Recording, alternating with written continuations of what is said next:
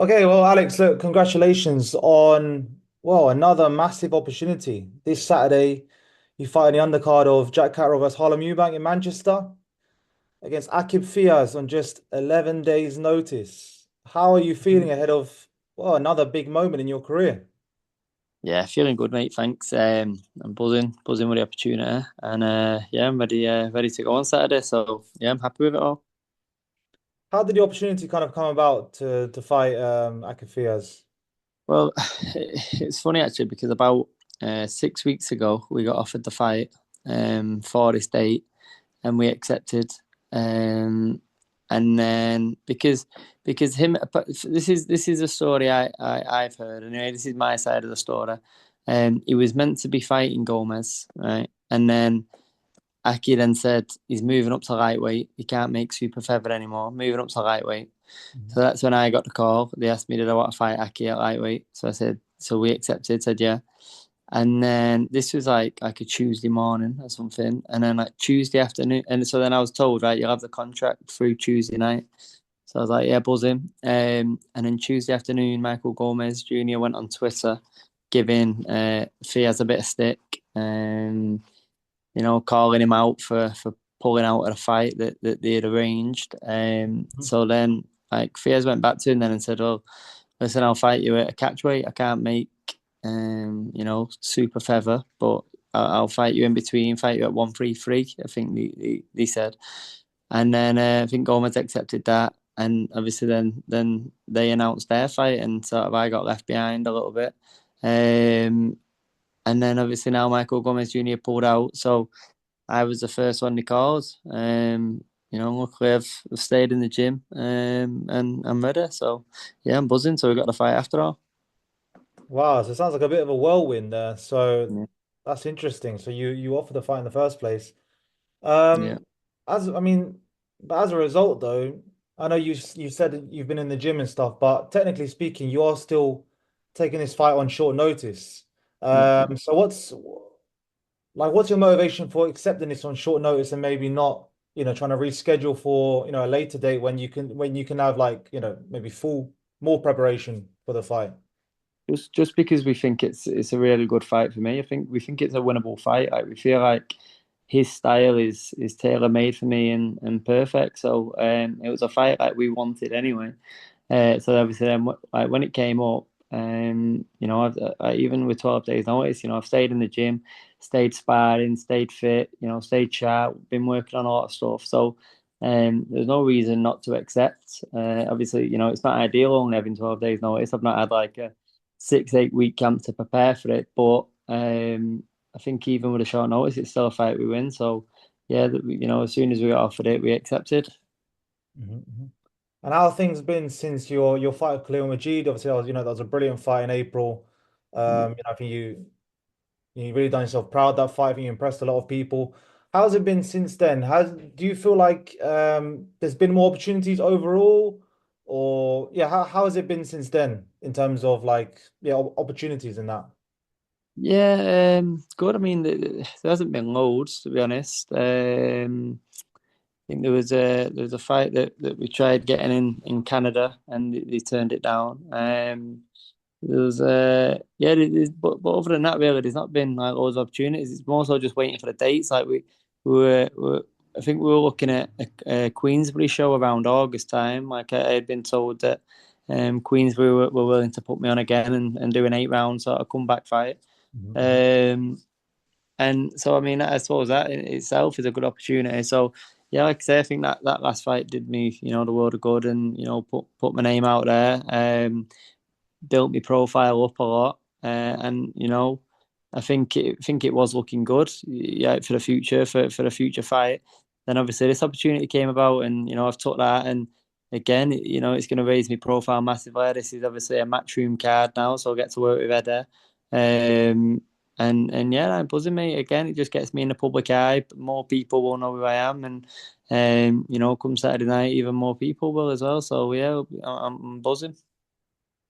I remember speaking to you last time before the Khalil Majid fight, and I remember you saying that that was your opportunity to potentially get a long-term contract from Frank Warren.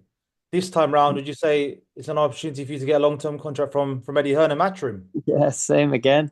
Same again. I fell at the last hurdle, I think, didn't I, with a Majid one. So I've got to take this fight now and get a win, and yeah, and hopefully get a contract with Matchroom, and yeah, any promoter really I could do with just like a free fight deal, or a long term contract, just to secure the fights, um it'll be good for my career. So yeah, hopefully get a win on Saturday and then get a contract with Matchroom. That's the plans.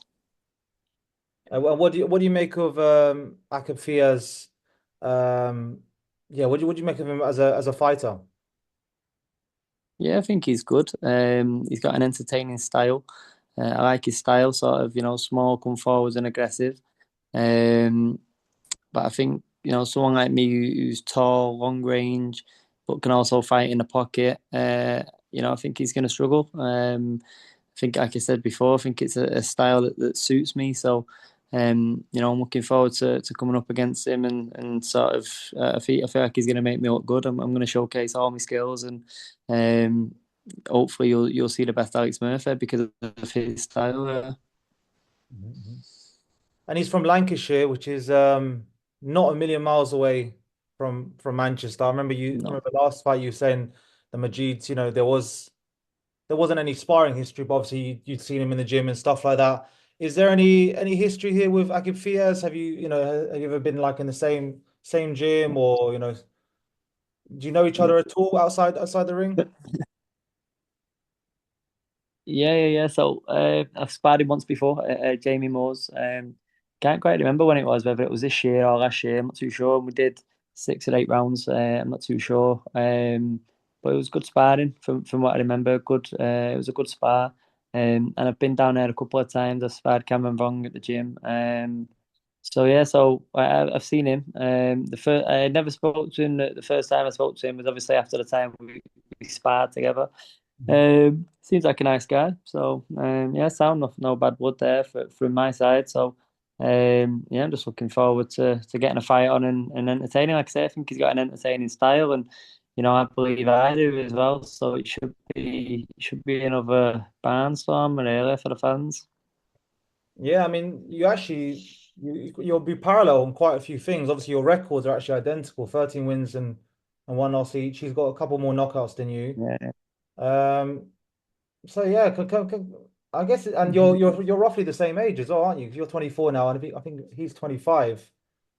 So yeah, I mean, I Yeah. expect Yeah. this be Yeah. another yeah, a bit of another barnstorm or similar to the Majid fight. Mhm. Well, yeah, again, yeah, on paper again, very even in it. So it's gonna make for a good fight. Mhm. And I think it's fair to say that, Aqib Fiaz, he's been on a lot of matchroom shows. So technically speaking, you are the away fighter here. I'd say you are the away fighter here. Do you feel like you need Yeah. to win this fight big if you're going to get a decision, or how do you kind of feel that about that? Yeah.